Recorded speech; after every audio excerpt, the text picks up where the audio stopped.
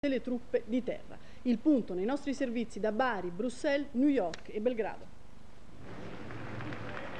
Col calore di Bari e della sua regione, la Puglia, Massimo D'Alema prova a sciogliere il gelo della NATO intorno alla proposta di pace sul Kosovo. Telefonata del Presidente del Consiglio con Solana, il segretario dell'Alleanza Atlantica ammette il ritardo con il quale l'Italia è stata informata dello sganciamento di ordigni in Adriatico e dice che il Consiglio della NATO è pronto a discutere del piano D'Alema non appena la proposta verrà formalizzata. Perché ciò avvenga, presumibilmente, bisognerà attendere mercoledì, quando a Montecitorio vi sarà il dibattito sulla crisi balcanica.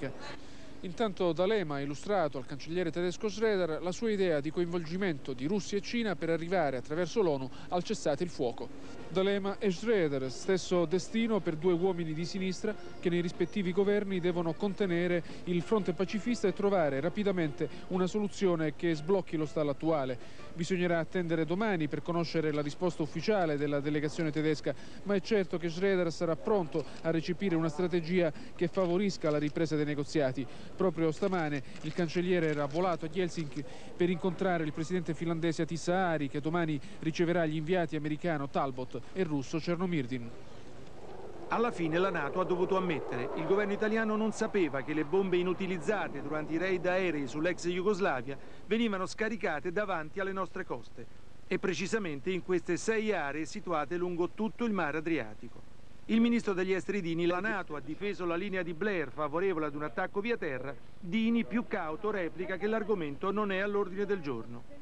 Il governo italiano, spiega il ministro degli esteri Dini, continua a lavorare per cercare una soluzione diplomatica alla crisi del Kosovo e su questo dice non siamo isolati. Al di là dei bombardamenti è indispensabile un'iniziativa politica e un'iniziativa diplomatica di cui tutti sono convinti e dobbiamo portarla avanti più rapidamente possibile. Ma oggi a Bruxelles i ministri degli esteri dell'Unione Europea hanno incontrato diversi protagonisti della crisi del Kosovo. Il leader moderato Rukova, il quale ha ricordato le atrocità della pulizia etnica, affermando che Milosevic ha ormai una sola chance: accettare le 5 condizioni poste dal G8.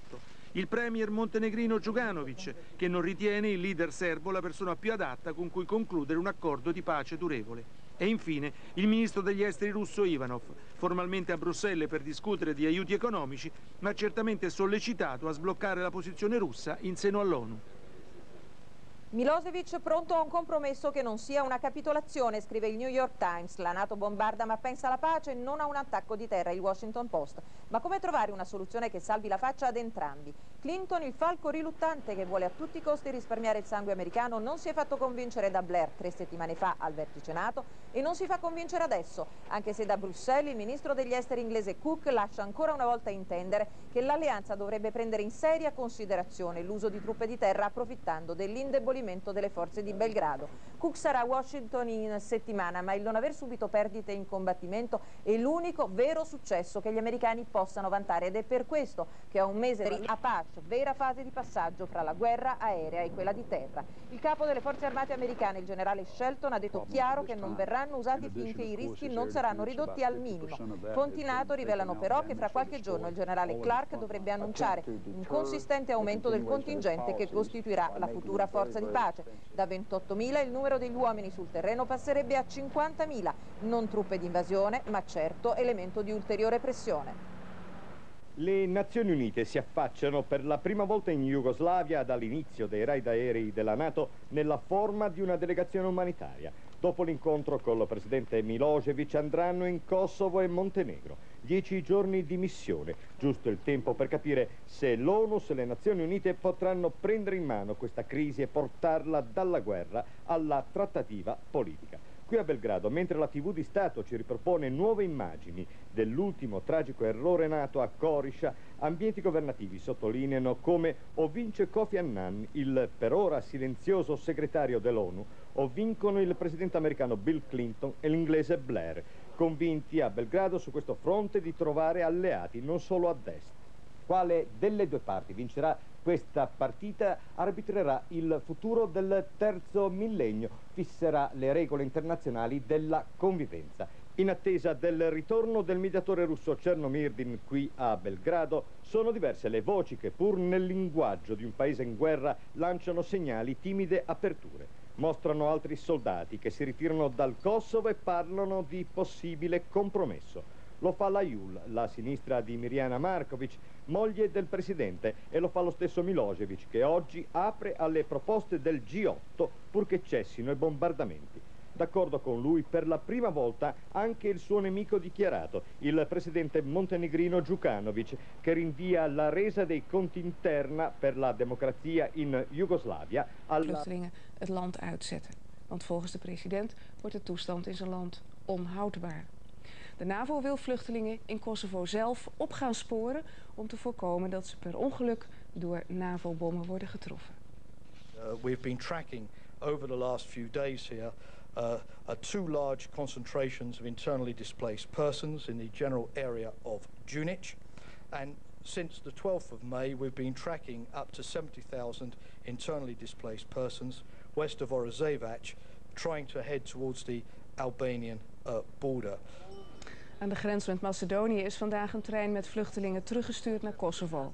Ooggetuigen melden dat Servische troepen een paar oude mannen uit de overvolle trein lieten stappen en de rest terugstuurden.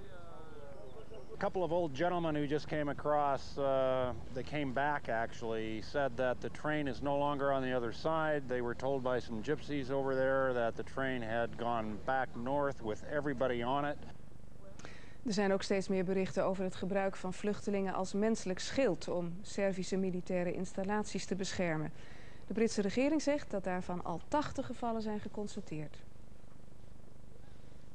In en rondom Kukës, een kleine 20 kilometer van de grens met Kosovo, verblijven volgens de vluchtelingenorganisatie van de Verenigde Naties nog een kleine 100.000 vluchtelingen.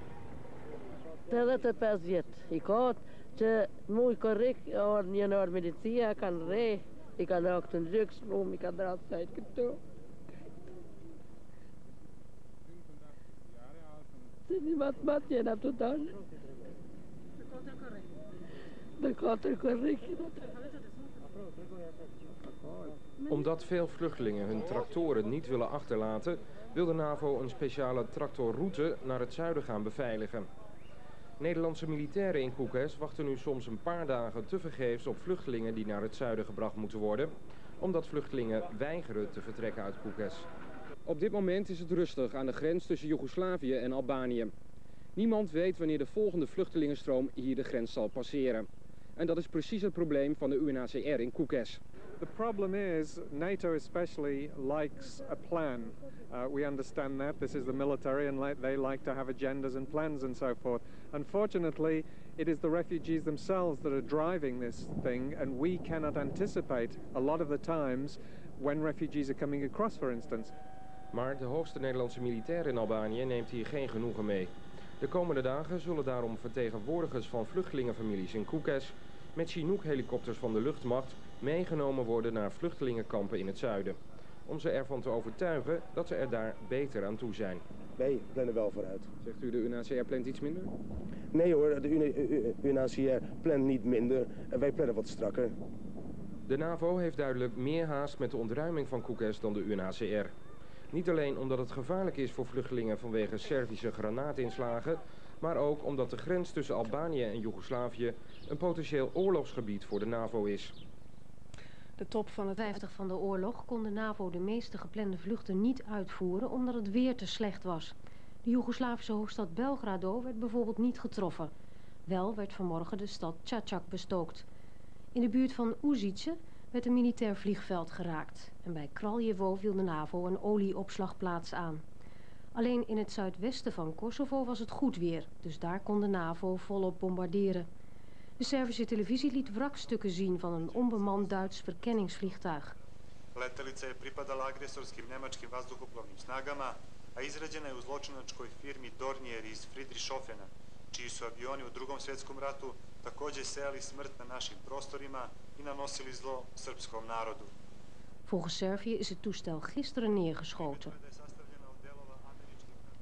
Kofi Annan. I will appeal to them to think of their people, to think of the destruction that is going on, and to be open to settlement, so that we can see the end of the bombing, we can see the end of the destruction in the region, and that we can begin planning for peace and planning for the refugees before winter comes. De ministers van Buitenlandse Zaken van de Europese Unie hebben hun steun uitgesproken voor de pogingen van de Finse president Ahtisaari, de Duitse bondskanselier Schröder sprak hem vanmorgen, om een oplossing te vinden voor de Kosovo-crisis. Ahtisaari gaat waarschijnlijk binnenkort naar Belgrado. De ministers ontvingen in Brussel de president van de Joegoslavische deelrepubliek Montenegro, Đukanović. En volgens hem moet de EU niet meer met Milosevic onderhandelen. Met Milosevic kan toch geen overeenstemming worden bereikt. Het Westen kan beter met een meer redelijke politicus onderhandelen, zo vindt Đukanović. The Irish Guards training in Macedonia. They're preparing to spearhead a NATO force into Kosovo. All they're waiting for is the political decision to go in. And we just want to go in there and do our job for the refugees, getting them back. We've been training constantly for the past year now. We're ready to do pretty much anything. At NATO headquarters in Brussels, Robin Cook insisting there is no division among the allies over the use of ground troops. But we do need to know when it would be appropriate, when it would be safe, when it would be right to enter Kosovo. And that is a matter that we continue in dialogue among ourselves without any difference over the objective. Tony Blair will visit the NATO troops once he leaves Bulgaria, where he faced an anti-NATO demonstration before a speech in Sofia. There can be no compromise of NATO's essential aims. His troops out, an international military force in, the refugees back home. Fresh video evidence claiming to show the aftermath of a Serb massacre in Kosovo. These pictures were taken by a refugee in the village of Vojnik, where he says more than 100 ethnic Albanian men were separated from their families and killed. At the Macedonian border, a train carrying up to 2,000 refugees has been turned back by the Serbs. Explosions were heard shortly afterwards. So here are a few explosions over on the other side, which also gives us some cause for concern. A United Nations team of observers is in Belgrade, preparing to travel to Kosovo. I'm speaking of rehabilitation and reconstruction, especially for those who we hope will be able to return to their homes. On Serbian television, Slobodan Milosevic and his cabinet describing the situation in Kosovo as peaceful, claiming more Serb forces have withdrawn. But a senior Yugoslav army general has warned NATO troops entering Kosovo can expect hell on earth. Glenn Oglaza, Sky News. Out that Yugoslavia is not the only country in its part of southern Europe that is the scene of fighting. Serb forces have intruded on Albanian territory. CNN's Rusty Dornan reports from northern Albania. Albanian villagers and border police fire wildly across a mountain ridge. They say Serb forces have taken over a small village inside Albania, a claim supported by international observers. Serbs, they took a piece of our land.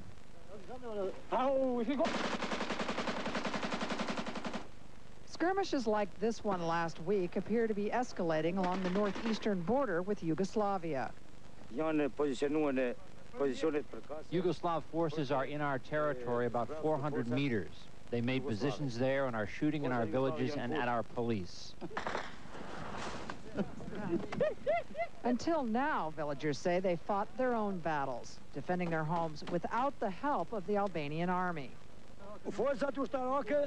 Albanian forces, they are not involved. They have lots of reasons. We don't know the reasons, but just the border police are coming here.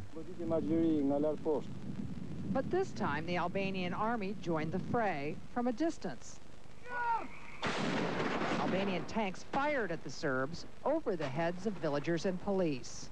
When it has been needed, we have reacted. And we will react again in the future. Northeastern Albania is the wild frontier. Here, bandits and corruption abound. Nearly everyone, including many women, carry arms. Sympathy for the KLA run high. The rebels have several bases in the area. The KLA claims to have captured 100 square kilometers inside Kosovo. That's about 39 square miles.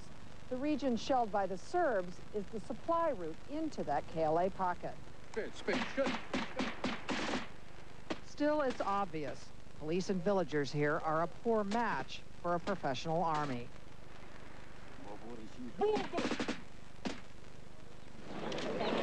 After the battle, in the village of Baram Suri, a funeral for 2 of the 4 villagers killed, a fight the Albanians say they never wanted.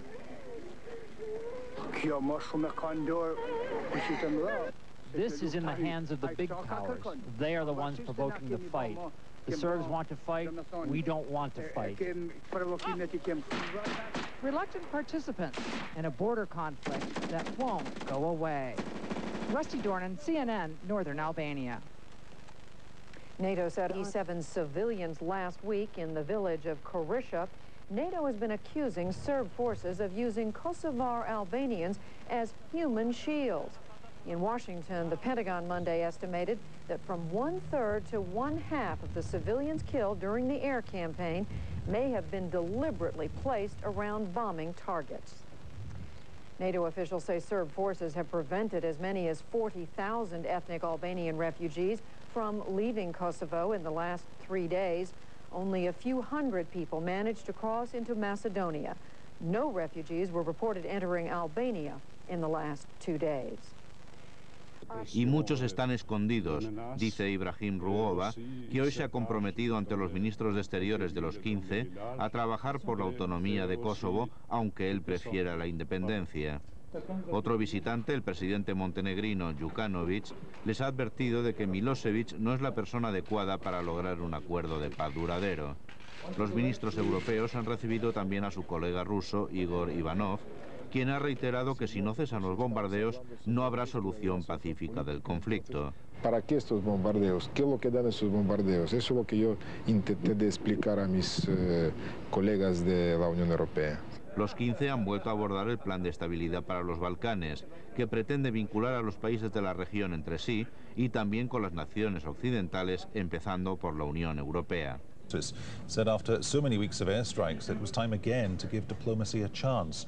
But the British Prime Minister Tony Blair, who's on a tour of the Balkans, says NATO must do whatever it takes to achieve victory. Meanwhile, one of the biggest aid organisations involved in providing help for Kosovan refugees has warned that the international community is in grave danger of failing them. Oxfam criticised the aid effort, saying it lacked coordination and that the United Nations Refugee Agency should provide more effective leadership.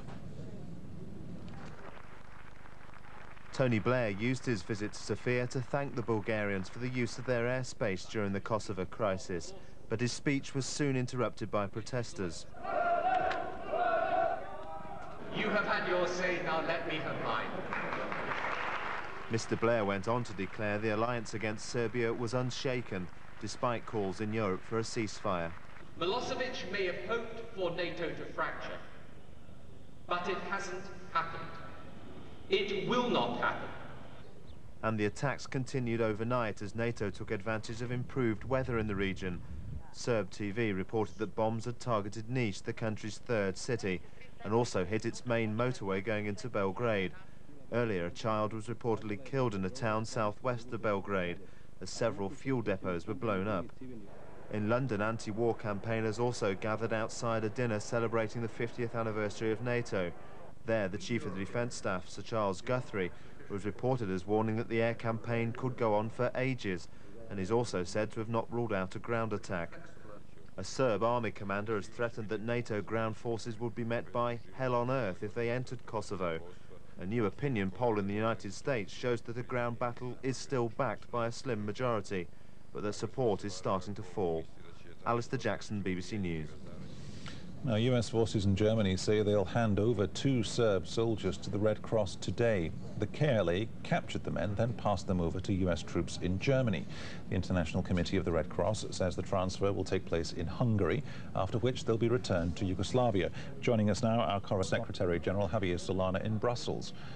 He told a press briefing that a new government would have to be created in Yugoslavia in which everyone could participate. The Kosovan people, though, he said, did not want independence, but a referendum should be held to decide if there was a desire for some form of self-government.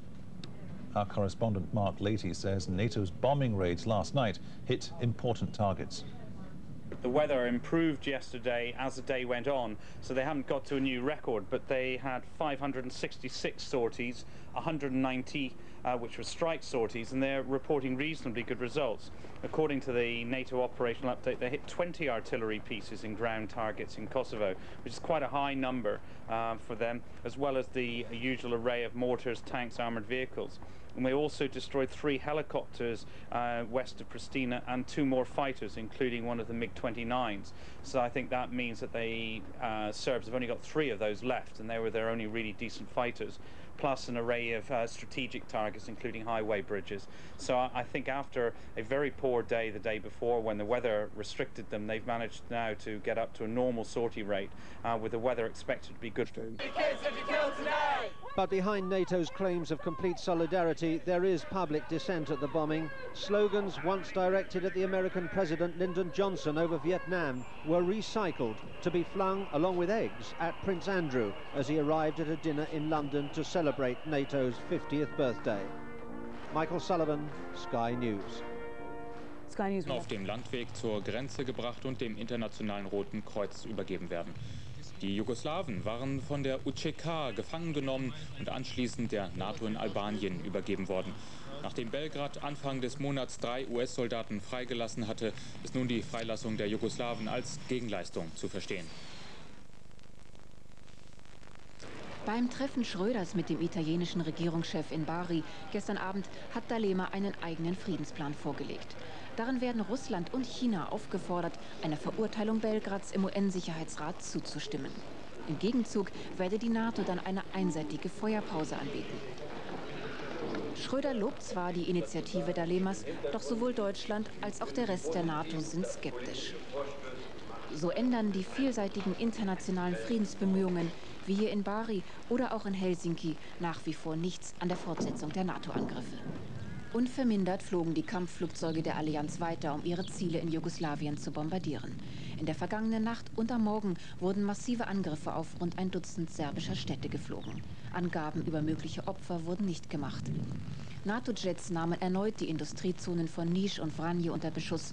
Auch Brücken der Autobahn Belgrad-Niš und über den Fluss Morava sind getroffen worden.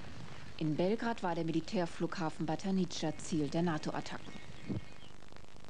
Seit dem Wochenende wieder aus dem Kosovo nach Mazedonien einreisen dürfen. Etwa 600 sind es heute früh, Frauen, Kinder, Alte, aber auch junge Männer. Sie kommen aus ganz verschiedenen Orten im Kosovo. Viele von ihnen sind wochenlang von einem Dorf zum anderen gezogen, in der Hoffnung auf Schutz oder Sicherheit, vergebens. In Pristina hat die serbische Polizei sie zusammengetrieben und in einen Zug verfrachtet. Das war am Sonntag. Wir wurden hierher an die Grenze gefahren, sagt dieser Mann. Dann mussten wir im Zug warten und plötzlich ging es wieder zurück. Mazedonien lasse uns nicht einreisen, hieß es. Das stimmt nicht und heute früh war der Zug auch wieder da. Welches Spiel die Serben mit den Flüchtlingen treiben, ist unklar. Ich musste Pristina verlassen, weil ich dort nicht als Einwohner gemeldet bin, sagt dieser Student aus Suareka. Sie sagten, ich könne nicht bleiben, ich sei ein Flüchtling und müsse nach Mazedonien. Noch sind in Pristina Leute, wie viele weiß ich nicht, sagt er. Geschlagen wurden diese Flüchtlinge nicht, aber die Angst ist in ihren Gesichtern deutlich erkennbar. Und hier an der Grenze möchte sich keiner frei äußern. Zu nah, zu spürbar ist noch die Bedrohung. The main TV and radio transmitter for the Kosovo region at Kabaonik. NATO also hit one of Yugoslavia's main military airfield at Batanica, just south of Belgrade again. A MiG-29, Milosevic's most advanced fighter, and one MiG-21 were destroyed in the strike. Due to our actions, the Yugoslav Air Force is becoming increasingly ineffective. Currently, the military airfields of Sombor, Sjenica, Niš and Obrova are still out of action, mainly because of the damages to runways and taxiways.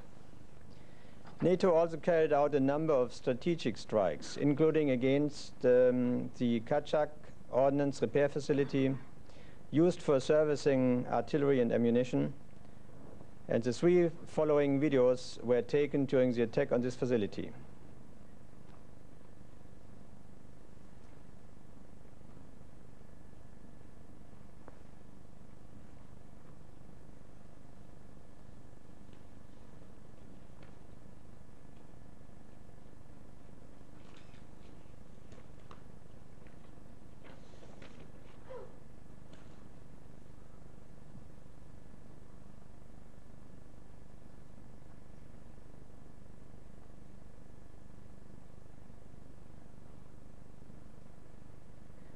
In Kosovo, NATO aircraft continue to strike Milosevic's heavy army also.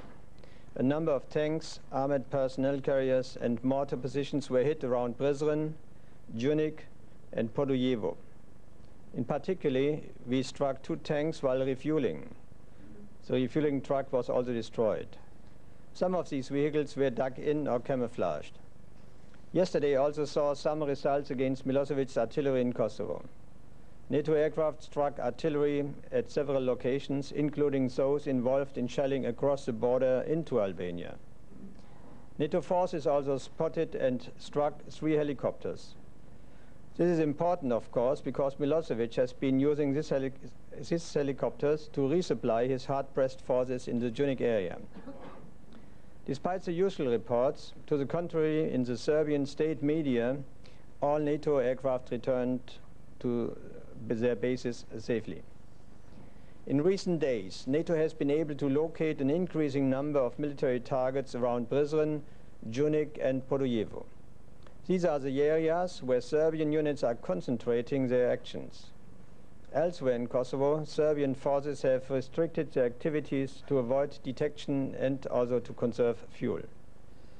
Units in the area stretching from Urozovac via Junik along the Albanian border have been forced, however, to break cover and mount operation against the Kosovo Liberation Army in order to try and cut their resupply corridor into Kosovo.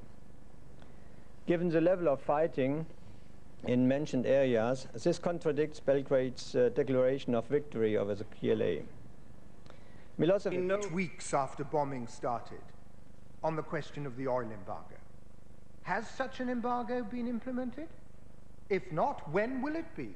Why was it that it was not until 5 weeks into the conflict, 5 weeks during which there was repeated bombing of oil depots in Yugoslavia, that NATO's political leaders asked for advice on whether such an embargo would be legal?